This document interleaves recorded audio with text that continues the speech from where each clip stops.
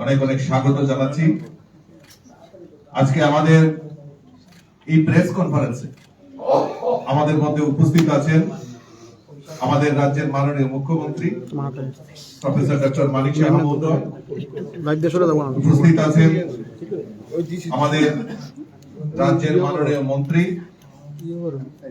আমাদের higher education এবং পঞ্চায়েত দপ্তরের শ্রী কিশোর বর্মন মহোদয়, এবং সঙ্গে উপস্থিত আছেন আমাদের যিনি মিডিয়া কনভেনার শ্রী সুনীল সরকার।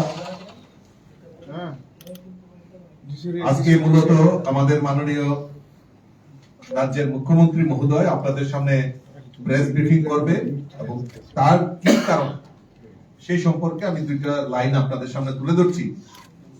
যে আপনারা জানেন যে আমাদের দেশের যশস্বী প্রধানমন্ত্রী নরেন্দ্র মোদীজি বিকশিত ভারত গ্যারান্টি ফর রোজগার আজীবিকা মিশন গ্রামীণ জি রামজি গত 16ই ডিসেম্বর আমাদের ইউনিয়ন মিনিস্টার শ্রী শিবরাজ সিং চৌহানজি লোকসভায় এটা পেশ করেন এবং এই লোকসভায় প্রায় 8 ঘন্টা আলোচনার পর গত 17 ডিসেম্বর লোকসভায় সেটা পারিত হয় এবং পরবর্তী সময়ে 18 ডিসেম্বর এই বিলটি রাজ্যসভায় আছে এবং রাজ্যসভায়ও প্রায় 6 ঘন্টা আলোচনা রাখা হয়।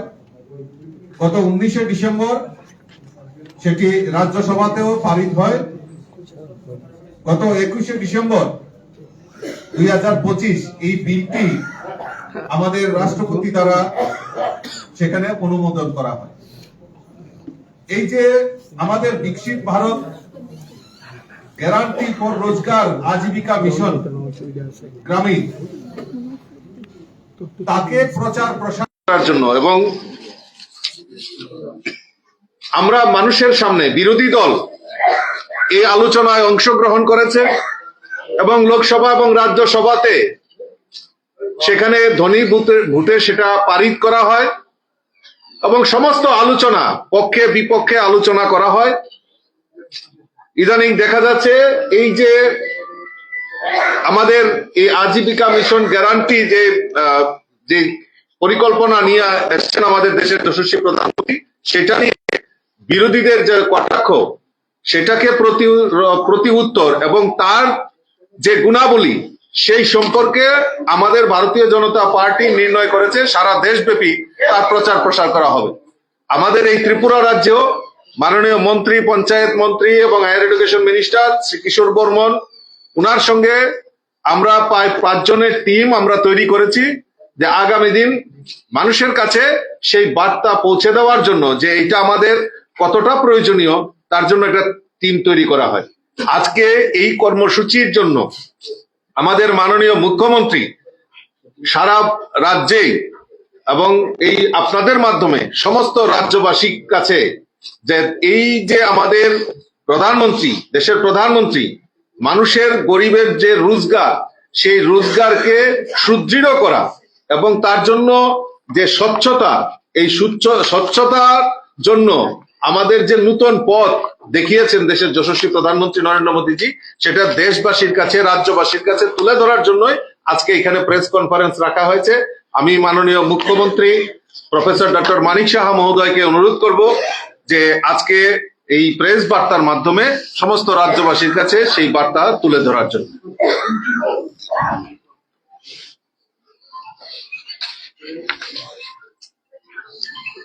ধন্যবাদ মাননীয় ত্রিপুরা প্রদেশ বিজেপির সভাপতি শ্রী রাজীব ভট্টাচার্য মহোদয়কে। আজকের এই প্রেস কনফারেন্সে আমাদের মাঝে উপস্থিত আছেন যিনি একটু আগে ওনার প্রারম্ভিক আলোচনা আমাদের সামনে রেখেছেন, ত্রিপুরা প্রদেশ বিজেপির মাননীয় সভাপতি তথা রাজ্যসভার মাননীয় সাংসদ শ্রী রাজীব ভট্টাচার্য মহোদয়। আমাদের মাঝে উপস্থিত আছেন ত্রিপুরা সরকারের মাননীয় মন্ত্রী, হায়ার এডুকেশন এবং পঞ্চায়েত দপ্তরের এবং অন্যান্য দপ্তরের শ্রী কিশোর বর্মন মহোদয়। তাছাড়া আমাদের মাঝে আজকে উপস্থিত আছেন এই প্রেস কনফারেন্সে মিডিয়া ইনচার্জ, যাকে সবসময় আপনারা দেখেন। আমাদের যখনই প্রেস কনফারেন্স ডাকা হয় ওনার মাধ্যমে আমরা ডাকি। আমাদের সুনীল সরকার মহোদয় এবং এখানে উপস্থিত সমস্ত যারা মিডিয়া বন্ধুরা আছেন সবাইকে আমি এখানে অল্প সময়ের মধ্যে আপনাদেরকে এখানে আসার জন্য এবং আপনারা এখানে এসে উপস্থিত হয়েছেন এর জন্য আপনাদেরকে অশেষ অশেষ ধন্যবাদ। এখানে আমার পূর্ববর্তী বক্তা শ্রী রাজীব ভট্টাচার্য মহোদয় অলরেডি বলেছেন যে এই যে বিবি জি রামজি বিল 2025 এ নিয়ে অনেক ধরনের তর্ক বিতর্ক এসব হয়েছে এবং লোকসভাতেও হয়েছে, রাজ্যসভাতেও হয়েছে। কিন্তু একটা অদ্ভুত বিষয়, যখন তর্ক বিতর্কর পর যখন বিল পাস হয় তারপরেও তারা কিন্তু বাইরে এসে আবার বিতর্কের সৃষ্টি করে। এতে করে মানুষে কিন্তু একটা অনেক সময় বিভ্রান্ত সৃষ্টি করার একটা চেষ্টা থাকে। সেই বিভ্রান্ত যেন না করতে পারে তার জন্যই আজকে ন্যাশনাল লেভেলে তো হয়েছে, আমরা স্টেট লেভেলে আজকের এই বিলের বিষয়ে দু চারটি কথা আপনাদের মাধ্যমে সমস্ত ত্রিপুরা ভাষীকে আমরা জানাতে চাই। এখানে বলা হয়েছে 16ই ডিসেম্বর 2025 আমাদের ইউনিয়ন মিনিস্টার শ্রী শিবরাজ সিং চৌহান লোকসভায় সেটা পেশ করেন এবং পরবর্তী সময়ে 18ই ডিসেম্বর 2025 তারিখে লোকসভায় পাশ হয়। কিন্তু আমরা সবাই জানি লোকসভায় পাশ হওয়ার পর আবার সেটা রাজ্যসভাতে পাঠাতে হয়। তো সেখানেও রাজ্যসভাতে 21শে ডিসেম্বর 2025 তারিখে বিলটি পাশ হওয়ার পর সেটা 19শে ডিসেম্বর 2025 রাজ্যসভাতে পাশ হয় এবং পাশ হলে সেটা আবার রাষ্ট্রপতিজির এখানে দিতে হয় এবং 21শে ডিসেম্বর সেটা রাষ্ট্রপতিজি যখন অনুমোদন পায় সেটা একটা আইন হিসাবে পরিগণিত হয়েছে। আমরা সবাই জানি যে এই যে ইন্ডিয়াস ওয়েজ এমপ্লয়মেন্ট ইনিশিয়েটিভ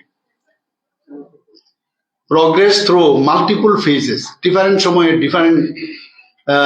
সময়ে ভারতবর্ষে হয়েছে, beginning with early program such as the Rural Manpower Program in 1960.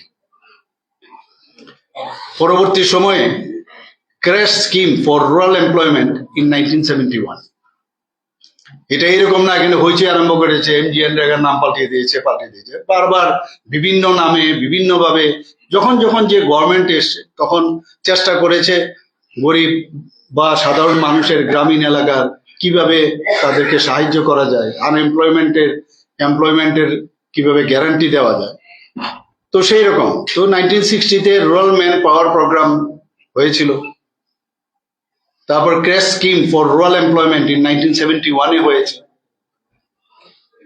পরবর্তী সময়ে সেখানে these were followed by more structure efforts in 1980 এবং 1990 including National Rural Employment Program, rural landless employment guarantee program, এরকম বিভিন্ন নামে এক এক সময় এই ঘটনাগুলো হয়েছে। এবং শুধু তাই নয়,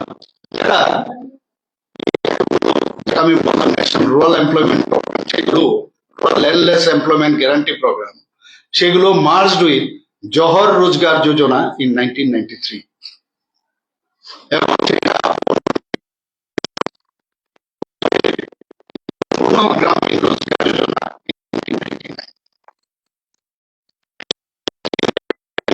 coverage and coordination. তারপর কি হলো employment assurance and the food for work program, addressed seasonal unemployment and food security. কিন্তু আমরা দেখলাম যে এতগুলো যে একবার এক এক রকমের প্রোগ্রাম করেছে, তাতে করে কিন্তু দেখা যাচ্ছে যে এগুলো কিন্তু মানে অনেকটা বলে যে টেস্টিং মেথড বা ট্রাইং অ্যান্ড এরর মেথড এই ধরনের। তো আলটিমেটলি সে ট্রাইং এন্ড এরর মেথডের পরে দেখা গেল Maharashtra employment guarantee act of 1977 সেটা দেখা গেল খুব ভালো। এবং এই যে Maharashtra employment guarantee act of 1977 এই যে একটা মেজর শিফট করেছে, তাতে দেখা গেছে এবং এই যে কনসেপ্টটা সেটা ইন্ট্রোডিউস দ্য কনসেপ্ট অফ যে স্ট্যাটুটরি রাইট। আগের স্ট্যাটুটরি রাইট ছিল না, স্ট্যাটুটরি রাইট টু ওয়ার্ক, মানে আইনগতভাবে রাইট হয়েছে সেটা। এবং এই যে এক্সপিরিয়েন্স মহারাষ্ট্র গভর্নমেন্ট করলো সেটাকে মাথায় রেখে this experiences culminated in the enactment of Mahatma Gandhi national rural employment guarantee act, that is MGNREGA in 2005, providing nationwide legal framework for rural generation. কিন্তু এর মধ্যে আমি বলছি এর মধ্যে অনেকগুলো খামতি ছিল।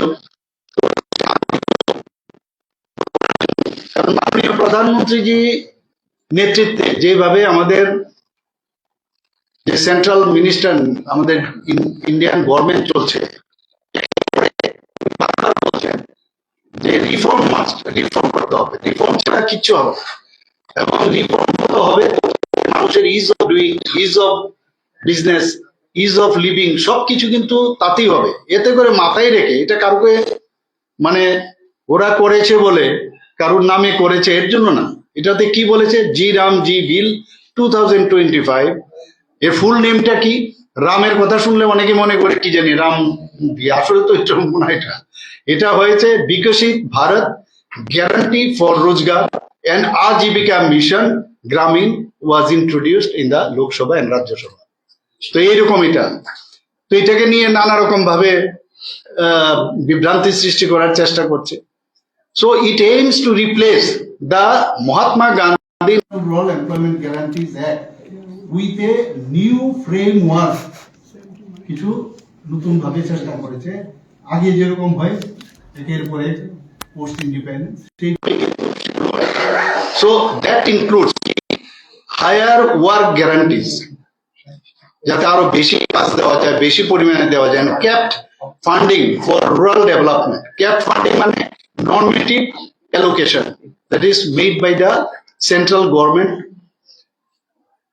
তো সেইভাবে একের পরে এই কারণে কিন্তু এই যে চেঞ্জ গুলো করলো, এক নম্বর। দু নম্বর হচ্ছে focus on durable infrastructure creation. আগে দেখতাম কাজ হলো সেটা কিন্তু ডিউরেবল থাকতো না, কি কাজ করছে কোথায় করছে কেউ জানে না, এবং সেটা কিন্তু পার্মানেন্ট স্ট্রাকচার হচ্ছে না। অ্যান্ড টাইটেন অ্যাকাউন্টেবিলিটি, যে কাজ করছো তার অ্যাকাউন্টেবিলিটি দরকার ইন এমপ্লয়মেন্ট প্রোগ্রাম। থার্ড হচ্ছে commitment of over rupees 95,000 crore, আপনারা ভাবুন 95,000 crore from the central government for this initiative. আরেকটা কি বলছে, modernisation of rural employment guarantees two align with long term infrastructure, এবং এটাকে যাতে প্রপার মানে রেজিলিয়েন্স গোলস আমরা পড়তে পারি তার জন্য এটা করা। অর্থাৎ এই যে পয়েন্টগুলো আমি বললাম সেটাকে যদি আমরা ধরি, this bill reflects a significant shift in India's approach to rural employment and development. আজকে এই যে বিকশিত ভারত রোজগার ও আজীবিকা মিশন গ্রামীণ, এটা একটা ঐতিহাসিক পদক্ষেপ।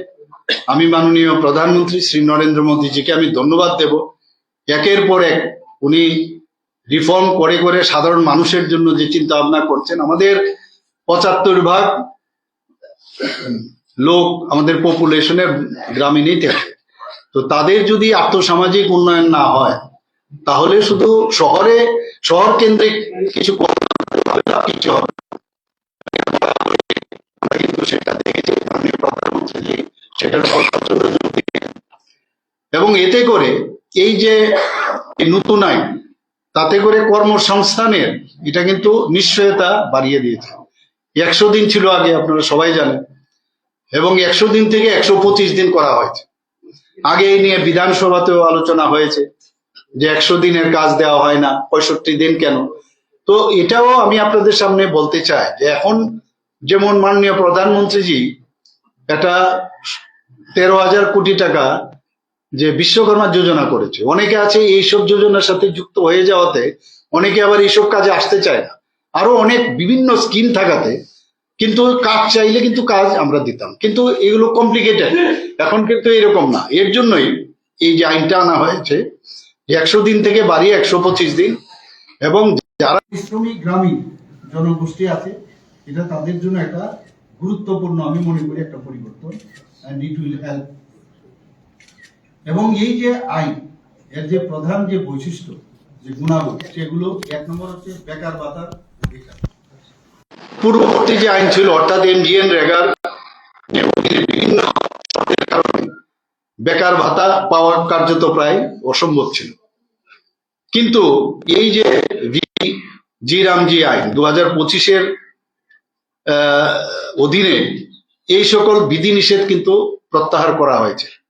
এখন কাজের দাবি জানানোর পর কর্মসংস্থান প্রদান না হলে অটোমেটিক্যালি স্বয়ংক্রিয়ভাবে বেকার ভাতা প্রদানযোগ্য হবে, মানে দিতেই হবে। এই যে বেকার যে জায়গাটা, যে যদি ঠিক সময়ে কর্মসংস্থান প্রদান না করা হয়, দাবি জানানোর পরে তার টাইমলাইন দেওয়া আছে, সেই টাইমলাইনের মধ্যে যদি কাজ না দেওয়া হয় তাহলে তার জন্য কিন্তু বেকার ভাতা দিতে হবে। এবং শুধু তাই নয়, খুব সম্ভব এটা আগামী দিন যখন আরো ক্লারিফিকেশন আসবে, উইথ ইন্টারেস্ট দিতে হতে পারে সেটা। এর ফলে কর্মসংস্থানের যে একটা বাস্তব যে একটা অধিকার এবং তার যে আইনগত অধিকার, সেটা কিন্তু প্রতিষ্ঠিত হবে। 2 নম্বর হচ্ছে সময় মতো মজুরি প্রদান। আগে আমরা দেখতাম সময় মতো মজুরি দেওয়ার সেরকম কোনো আইন কিছুই ছিল না, তো মজুরি প্রদানে যদি বিলম্ব হয়, সেটা আগে হতো, এখন মজুরি প্রদানে কোনো বিলম্ব হলে বিলম্বিত প্রতিটি দিনের জন্য ওই যেটা আমি বললাম ক্ষতিপূরণ সহ মজুরি প্রদান করতে হবে। এর ফলে ট্রান্সপারেন্সি, স্বচ্ছতা বৃদ্ধি পাবে, শ্রমিকরা তাদের পূর্ণ প্রাপ্যতা নিশ্চিতভাবে পাবেন। 3 নম্বর হচ্ছে গ্রাম স্তরে পরিকল্পনার স্বায়ত্তশাসন, ডিসেন্ট্রালাইজেশন। গ্রাম সবাই ডিসিশন নেবে কোন জায়গায় কি কি কাজ হবে, তো এখন থেকে কাজের পরিকল্পনা গ্রাম সভাতে নির্ধারিত হবে। গ্রাম পঞ্চায়েত উন্নত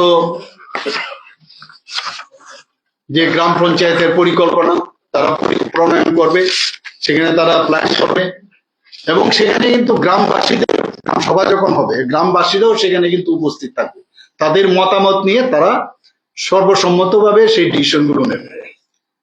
এখানে আরেকটা বিষয় যেটা খুব ইম্পর্টেন্ট, সেটা হচ্ছে কাজের এই যে আইন হয়েছে তাতে 4টা কাজ ভেরি ইম্পর্টেন্ট। সেটা কি, আগে তো কি কাজ করবে, আজকে বলছে এখানে গাছ কাটো, এখানে ঘাস কাটো, একবার পুকুর কাটো, এরকম না, কাজের 4টা কিন্তু প্রধান কাজ এখন ডিফাইন করা হয়েছে। একটা হচ্ছে জল নিরাপত্তা ও সংরক্ষণ সংক্রান্ত কাজ, ভেরি ইম্পর্টেন্ট। সেটা কি, সেটা হচ্ছে কনস্ট্রাকশন অফ ক্যানেলস। কোন জায়গায় ক্যানেল তৈরি করতে হবে, সেখানে তাদেরকে যুক্ত করা হবে। চেক ড্যাম, আমরা জানি চেক ড্যাম। তাছাড়া রিজুমিনেশন অফ পন্ডস, কোনো পুকুর ঠিকভাবে পরিচর্যা হচ্ছে না, সেখানে তাদেরকে লাগানো হবে। এফরেস্টেশন, প্লান্টেশন, এইসব জায়গায় তাদেরকে কাজে যুক্ত করা হবে। এই হচ্ছে একটা। 2 নম্বর হচ্ছে গ্রামীণ পরিকাঠামো সংক্রান্ত কাজ। সেটা কি, সেখানে রুরাল রোডস আছে, কিছু রোডস, সেখানে তারা কাজে যুক্ত হতে পারবে। গ্রাম পঞ্চায়েত ভবন, সেখানে গ্রাম পঞ্চায়েত ভবন তৈরির কাজে তাদেরকে ব্যবহার করা যাবে। তাছাড়া অঙ্গনবাড়ি সেন্টার, সেখানেও তাদেরকে ব্যবহার করা যেতে যাবে। সলিড ওয়েস্ট ম্যানেজমেন্ট অ্যাসেটস, এগুলো গ্রামীণ পরিকাঠামো সংক্রান্ত কাজে নির্দিষ্টভাবে বলা হয়েছে, এই কাজগুলো তাদের জন্য দেওয়া হয়েছে। আজীবিকা উন্নয়নমূলক কাজ। আজীবিকা উন্নয়নমূলক কাজটি কি, যেমন গ্রামে রুরাল হাটস, সেগুলো তৈরি করতে তাদের সাহায্য নেওয়া হবে। ফুড গ্রেইন স্টোরেজ, আমরা সবাই জানি food grain storage very important in the rural area. তাছাড়া ওয়ার্কশেড ফর যে আমাদের যে এসএইচজি গ্রুপের যারা বোনেরা আছেন, মেয়েরা আছেন, তাদের জন্য ওয়ার্কশেড বানানো। শুধু তাই নয়, তাদেরকে ডেয়ারি যে ইনফ্রাস্ট্রাকচার, যে দুগ্ধের সাথে যারা, তাদেরকে ইনফ্রাস্ট্রাকচার কোথাও দরকার আছে, গাবি বা কোথাও কোনো রাখতে হবে, সেই সব জায়গায় তাদেরকে ব্যবহার করা যাবে। লাস্ট হচ্ছে জলবায়ু পরিবর্তন, আবহাওয়া মোকাবেলা করা। কি আমরা সবাই জানি, যখন সাইক্লোন আনবো, কোথায় আনবো, তাদের সেই সাইক্লোন এরিয়া যখন কোন সেখানে সমস্যা হবে তাদেরকে ব্যবহার করা হবে। তাছাড়া ফ্লাড শেল্টার হাউস যাতে তৈরি করে, এমব্যাঙ্কমেন্ট কোন জায়গায় বাঁধ নির্মাণে তাদের কাজ ব্যবহার করতে হবে। তাছাড়া ফরেস্টে অনেক সময় আমরা দেখি ফায়ার হয়, তো সেখানে আমরা মনে করি যে কাকে আনবো, তো এদেরকে কিন্তু নির্দিষ্ট করা হয় যে their work, their expertise or their work can be utilised. এই যে চারটি ক্ষেত্রে একত্রে যে উন্নয়ন এবং ক্ষমতায়ন এবং সমন্বয় এবং টেকসই আজীবিকার ভিত্তি গঠন করা হবে, এই চারটি যেটা আমি বললাম ভেরি ইম্পর্টেন্ট। আরেকটা বিষয় যেটা বিভাগীয় সমন্বয় ও স্বচ্ছতা, আমাদের আগের কোন ডিপার্টমেন্ট কোনটা দেখবে এটার একটু অসামঞ্জস্য ছিল। তো এর জন্য যে অ্যাকশন প্ল্যান দরকার, সেই সমস্ত এই আইনের, এই যে আইনটা তৈরি হয়েছে, গ্রাম স্তরের সকল কাজ বিকশিত ভারত জাতীয় গ্রামীণ পরিকাঠামো স্টেকে সেটা অন্তর্ভুক্ত করা হবে, অর্থাৎ এই অ্যাকশন প্ল্যান এখানে অন্তর্ভুক্ত করা হবে। এর ফলে কাজের পুনরাবৃত্তি রোধ করা হবে। এক এক জায়গার মধ্যে খালি দেখা যায় খালি পুকুর খননই করছে, খালি খননই করছে, কোন জায়গায় দেখা যাচ্ছে রাস্তা তৈরি হচ্ছে। তো এতে করে কিন্তু যেহেতু এটা আইডেন্টিফাই থাকবে যে ডাবলিং হচ্ছে কিনা, ট্রিপলিং হচ্ছে কিনা, সেটা রোধ করা যাবে। এবং এতে করে বিভিন্ন বিভাগের মধ্যে, বিভিন্ন যে লাইন ডিপার্টমেন্ট আছে তার মধ্যে সমন্বয় বৃদ্ধি পাবে। এবং সবচেয়ে বড় যে জিনিস আমরা আগে দেখতাম যে একজন মিডলম্যান বসে আছে, 20 জনের কাজ 4 জনের নাম লিখে বাকিগুলো পকেটস্থ করেছে, আমরা দেখতাম আগে, আমরা সবাই জানেন, আপনারাও জানেন।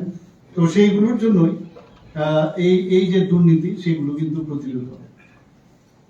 কৃষি ও শ্রমের সমন্বয়, এটা খুব ইম্পর্টেন্ট। এই আইনের অধীনে রাজ্য সরকারের যে বপন ও কাটাই সংক্রান্ত প্রধান কৃষি কার্যক্রমের জন্য মোট 60 দিনের একটি সময়কাল নির্ধারণের ক্ষমতা দেওয়া হয়। স্টেট গভর্নমেন্ট ডিসিশন নেবে যে কখন কৃষি সময়, যাতে কৃষি সময়ের জন্য 365 ডে, তো 365 ডেজ এর মধ্যে 2 মাস আমরা সাধারণত এই বপন এবং যে কাটাই সংক্রান্ত থাকে, এটা স্টেট গভর্নমেন্ট তার অবস্থা বুঝে সেটা ডিসিশন নেবে। তখন কিন্তু সেখানে তাদেরকে কোনো কাজ দেওয়া হবে না, যাতে করে মানে এগ্রিকালচারে কোনো ডিসরাপশন না আসে। তাহলে 365 থেকে যদি আমরা 60 মাইনাস করি, তাহলে 305 ডেজ হয়। 305 ডেজের মধ্যে আমরা এই যে 100 থেকে 125 দিন করলাম, সেই 125 দিনের কাজটা আমরা তাদের কাছে ডিস্ট্রিবিউশন আমরা করব।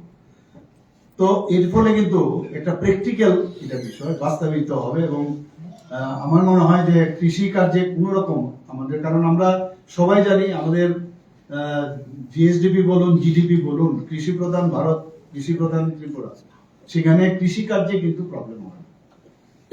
প্রশাসনিক ব্যয়ের সীমা বৃদ্ধি করা হয়েছে। আগে অ্যাডমিনিস্ট্রেটিভ ওয়ার্কের জন্য খুব কম পয়সা ছিল, আগে ছিল মাত্র 6%, এই যে প্রশাসনিক ব্যয়, সে থেকে বাড়িয়ে 9% করা হয়েছে।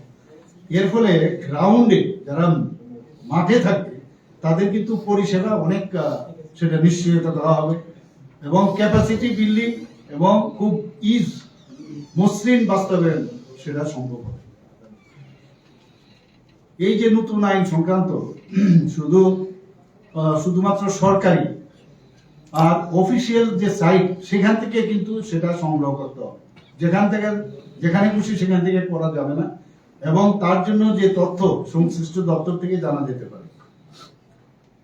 এমজিএনরেগা এই যে চলমান যে সকল কাজ সম্পূর্ণভাবে সুরক্ষিত থাকবে, এমন না এমজিএনরেগা চলে যাবে এখন, এটা পাশাপাশি চলতে থাকবে, মানে গ্যাপ যেন না থাকে। তো এমজিএনরেগা, অনেকে বলবে এমজিএনরেগা শেষ, কাজ চলতে থাকবে, পাশাপাশি আমাদের এই যে বিবিজি রামজি, এটাও চলতে থাকবে আস্তে আস্তে করে, যখন সেটাকে টেক আপ করে নেবে, যাতে মানে গ্রামীণ এলাকার যারা রোজগার পাচ্ছে তাদের সমস্যা না হয়। এটা যখন এটা অ্যাক্টোমেটাইজ হবে বা সেটাকে টেক আপ করবে, তখন অটোমেটিক্যালি সেটা কিন্তু আস্তে আস্তে করে শেষ হয়ে যাবে। তো সেইভাবেই আমার মনে হয় যে এই ধরনের যে একটা বিবি জি রামজির আইন 2025 এটা যদি বাস্তবায়িত হয়, সারা ত্রিপুরাতে না সারা ভারতবর্ষে সেটা হবে। এবং মাননীয় প্রধানমন্ত্রীজি যে বিকশিত ভারত 2047 যে টার্গেট রেখেছে, ত্রিপুরাতেও আমরা বিকশিত ত্রিপুরা 2047 আমরা টার্গেট করেছি। আর আমরা তো আরেকটা ইন এডিশন আরেকটা রেখেছি, এই যে নতুন ত্রিপুরা। কালকে আমি এক জায়গায় গেলাম, আমরা বললাম মাননীয় প্রধানমন্ত্রীজি নতুন ভারত বলেছেন, আমরা বলছি নতুন ত্রিপুরা। কালকে এক জায়গায় আমাদেরই এক মানে আমাদের ট্রাইবাল লিডার বলছিলেন নতুন এডিসি। আর আজকে আমি আবার বললাম, যখন আমাদের মেয়র সাহেব ছিলেন একটা প্রোগ্রামে, যে ত্রিস্তরীয় পঞ্চায়েত থেকে আরম্ভ করে মানে আমাদের যে মিউনিসিপ্যালিটি আছে, নতুন মিউনিসিপ্যালিটি এবং নতুন ত্রিস্তরীয় পঞ্চায়েত, এই আশা রাখছি। এবং আমাদের মাননীয় প্রধানমন্ত্রীজি যে চিন্তা ভাবনা করছেন ভারতকে শ্রেষ্ঠত্ব লাভের জন্য সারা পৃথিবীর মধ্যে, সেটা এই আইনের মাধ্যমে সেটা সম্ভব হবে, সেটা আমার বিশ্বাস। সবাইকে ধন্যবাদ। আচ্ছা, ওয়েস্ট বেঙ্গলের মুখ্যমন্ত্রী গতকালকে যে নাটকীয়তা দেখালেন, আপনি মুখ্যমন্ত্রী হিসাবে কি বলবেন?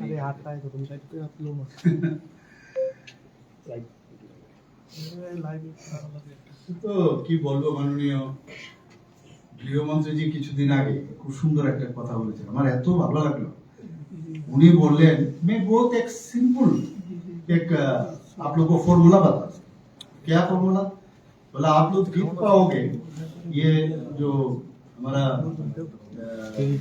बैलेट बॉक्स, जो ई बैलेट बॉक्स है, ईवीएम। तो ईवीएम का आपका रिजल्ट तभी आएगा सवेरे से 6 बजे से आप काम करो और रात 12 बजे तक आप काम करो।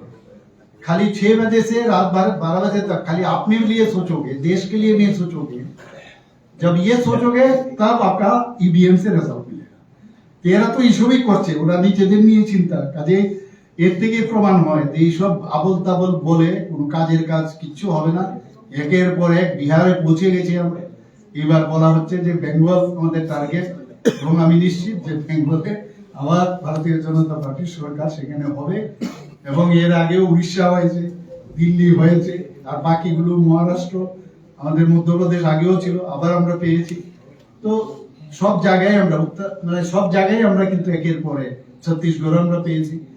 এবং নিশ্চিত যে যেভাবে দেশ চলছে এবং যেভাবে দেশ সুরক্ষিত হচ্ছে, সবচেয়ে বড় বিষয় আজকে আমরা মাননীয় প্রধানমন্ত্রীজি মুখে শুধু বলেন না, খালি দুঃখ প্রকাশ করেন না। আগে তো দেখতাম দুঃখ প্রকাশ, मैं छोड़ूंगा नहीं, আর এমনিতেই অপারেশন সিন্ধু, मैं छोड़ूंगा नहीं সার্জিক্যাল স্ট্রাইক, मैं छोड़ूंगा नहीं এয়ার স্ট্রাইক। তো একদিকে সুরক্ষিত ইনফ্রাস্ট্রাকচার, আমাদের সমস্ত যে পুরনো যে ধর্মস্থান সেগুলোকে পুনরুদ্ধার, আমাদের নালন্দা বিশ্ববিদ্যালয় থেকে বড় বড় যে বিশ্ববিদ্যালয়গুলো বাইরের থেকে শিক্ষাদান নিতে আসতো এখানে, সেগুলোর পুনরুদ্ধার। একের পর এক যেভাবে মানে মানে উন্নয়নের দিশা চলছে, এবং যেভাবে ভারতীয় জনতা পার্টি মানে উন্নয়ন, মোদীজি মানে উন্নয়ন, এবং মানুষের সম্মান, তার যে শুধু এমন না যে খালি সোশিও ইকোনমিক্যাল স্ট্যাটাস বাড়ানো, তার যে মান, তার যে সম্মান, তার যে আত্মসম্মান, সেটা বাড়ানোর জন্য মাননীয় প্রধানমন্ত্রীজি আমাদের ডাবল ইঞ্জিনের সরকার, আমরা স্পেসিফিক হচ্ছে ইডির তল্লাশি চলাকালীন মুখ্যমন্ত্রী সেখানে গিয়ে ইডির হেফাজত থেকে যে সমস্ত নথি বা যন্ত্রপাতি তিনি কালেক্ট করলেন, সেখানে মোবাইল বা বিভিন্ন এই বিষয়টা মুখ্যমন্ত্রী হিসাবে আপনি কিভাবে দেখছেন স্পেসিফিক এই ঘটনাটা সম্পর্কে? না দেখুন, ইডি তো ইডির কাজ করছে, এটা তো একটা মানে সেপারেট একটা এজেন্সি, এখানে তো সরকারের কোনো হাত থাকে না। সিবিআই, ইডি এগুলোতে তো সরকারের কোনো হাত থাকে না। নিশ্চয়ই কোনো কারণ আছে, তবেই তো ওখানে ওনারা গেছে। এখন উনার কেন, আমি যদি মনে করি যে আমি সৎ, তাহলে আমার এখানে যদি এখন কেউ মানে কোনো এজেন্সি যদি আসে, তাহলে আমার ভয়ের কি আছে? আমার তো সমস্যা নেই। এবং এর আগেও বারবার এই ধরনের বহু ঘটনা হয়েছে, এবং এগুলো পরীক্ষিত। কতগুলো লোক জেলে গেছে এবং কতগুলো লোক জেলে মারাও গেছে, এগুলো সবাই জানে। এগুলো তো একটা মানে ওয়েস্ট বেঙ্গলে যেভাবে ওনারা পশ্চিমবঙ্গে ওনার ক্ষমতায় আছেন, এই বিষয়ে বলার অপেক্ষা রাখে না। এটা আগামী দিনে সবাই বলছে যে যদি আমাদের বাঁচতে হয় ওয়েস্ট বেঙ্গলকে আমাদের বাঁচাতে হবে, what Bengal things today India things tomorrow, এই কন্ডিশনটা আমাদের আসতে হবে। একটা লাস্ট কোশ্চেন, তিপ্রামথার বিরুদ্ধে আপনি বারবারই অভিযোগ তুলেছেন যে এবং তিপ্রামথা বিজেপির কর্মীদের উপর আক্রমণ করছে, কিন্তু তিপ্রামথা আপনার সঙ্গে সরকারিও আছে, এমনকি আপনার মন্ত্রিসভার সদস্য আপনার বা আপনার সরকারের বিরুদ্ধে কথা বলছে। তাদেরকে কি সরকারে থাকার জন্যই আপনারা বলবেন, নাকি সরকার থেকে প্রয়োজনে বেরিয়ে বিরোধী অবস্থানে যাওয়ার কথা বলবেন? দেখুন, ভারতীয় জনতা পার্টির আগেও আমরা বলি, আমরা আমাদের সাথে যখন অ্যালায়েন্স হয় পার্টনার হিসেবে আসে, উই ওয়ান পার্টনার, আমরা কিন্তু পার্টনার হিসেবে দেখি। এবং ভারতীয় জনতা পার্টি এখন পর্যন্ত ইতিহাস বলে না যে কোনো পার্টনারকে ছেড়ে দিয়েছে। কেউ যদি মনে করে ছেড়ে দেবে তা আমাদের কিছু করার নেই, কিন্তু আমরা কিন্তু সম্মান দিয়ে রাখি সবাইকে। কিন্তু আমাদের উপরে মানে এই ব্ল্যাকমেলিং এর যে সিস্টেম, ওই মাননীয় প্রধানমন্ত্রীজি বললেন না যে পরমাণুর ব্ল্যাকমেলিং করতো আগে পাকিস্তান, এইসব ব্ল্যাকমেলিং করে আমরা এইগুলোকে কোনো অবস্থায় সেইগুলোকে আমরা মান্যতা দিই না। আর তাছাড়া আরেকটা বিষয় যেটা অদ্ভুত লাগে আমার এক এক সময়, আমি আজকেও আপনাদের সাংবাদিক বন্ধুদের কালকে আমি বলেছিলাম যে কথা এবং কাজের মধ্যে কেন যে একটা বিরাট গ্যাপ থাকে, এবং এই ধরনের কালচার এই যে রাজনৈতিক দলগুলোর মধ্যে বহুদিন ধরে, এবং এমন ভাবে বলে, আমি জানি না এইভাবে রাজনীতি চলবে কিনা।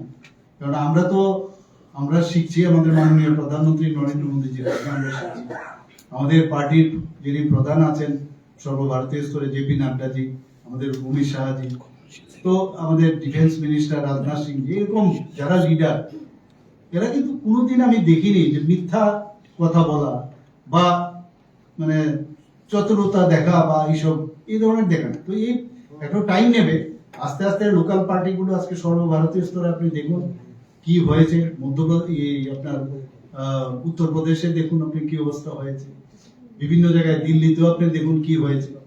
তো এগুলো এতদিন ধরে গার্জিয়ানশিপের অভাব ছিল সারা ভারতবর্ষে, এবং প্রপার গার্জিয়ান চলে আসাতে এখন আস্তে আস্তে করে ওদের মানে মিশে যাওয়ার, জমিতে মিশে যাওয়ার সময় এসে গেছে। এভাবে চলবে না। আমি ওনাদেরকে বলেছি, একদিকে আপনারা আমাদেরকে উইশ করবেন, উই আর উইথ ইউ, আবার যখন আপনারা লোক আমাদের ছেলে আমাদের কার্যকর্তাদের মারধর করবেন, তখন আপনারা মারার পরে যখন বলি তখন আপনারা বলছেন যে না এরা আমাদের লোক না।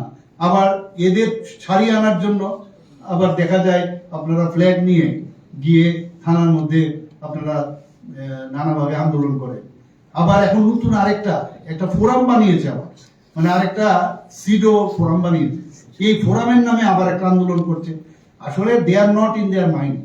আমি বলবো যে প্রকৃতপক্ষে যদি ভারতীয় জনতা পার্টির সাথে আপনারা এসছেন, ভারতীয় জনতা পার্টি একটা গঙ্গার মতো, নদীর মতো, এটা সেখানে সবাই আসলে ওই স্রোতের সাথেই চলতে হবে। আমাদেরকে বিপরীত স্রোতে নিয়ে যাওয়ার চেষ্টা করবেন না। বহু লোক আমাদের পার্টিতে এসছে কিন্তু থাকতে পারে না, কিন্তু এখানে আপনারা নিশ্চয়ই খেয়াল করেছেন অনেকে এসে মানে জমছে না, মনে হচ্ছে ভালো লাগছে না, আমরা তো এইভাবে রাজনীতি করে আমরা আসি তো চলে যায়। তো it is up to them only what they will do. কিন্তু মানুষ চায় যে শান্তি, মানুষ শান্তিতে চলতে চায়। সাধারণ মানুষ সাধারণভাবে চিন্তা ভাবনা করে, এত জটিলভাবে চিন্তা করে না। এইভাবে করে আমার মনে হয় তাদের এখনো সময় আছে, এগুলো বসে নিশ্চয়ই, আমি তো বারবার বলছি আসুন কথা বলি, আমরা সব প্রবলেম সলভ করবো। কিন্তু আমাদের জোর করে কোথাও যাওয়া আসা কেউ যদি বন্ধ করে, সেটা আইনের মাধ্যমে তার মানে শান্তির জন্য শক্তি প্রয়োগ করবো। আপনি আদেশটা আসলে কথা বলেন বারবার। স্যার ব্ল্যাকমেইলিং এর কোনো চাপ আছে রাজ্য সরকারের উপর, Thank you. যেটা আপনারা Thank you.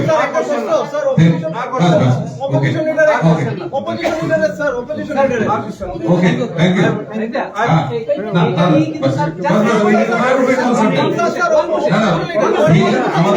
আমাদের মেইন জিনিস হলো ওইটাই আমাদের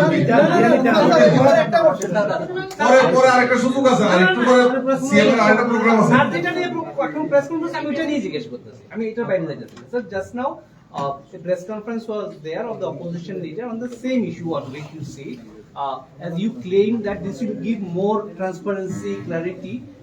They had asked will the minimum wages be increased? Because BJP, they say, the Jin Chaudhary had done the press conference.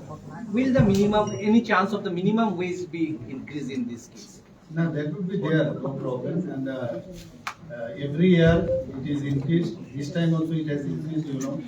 Already in Vidhan Sabha, in Assembly, I have told that presently I think about 256 wage is given. So naturally it will be increased, and this increase of this wage automatically would be done by the central government. So on the basis of that, state cannot increase that amount. Thank you very much.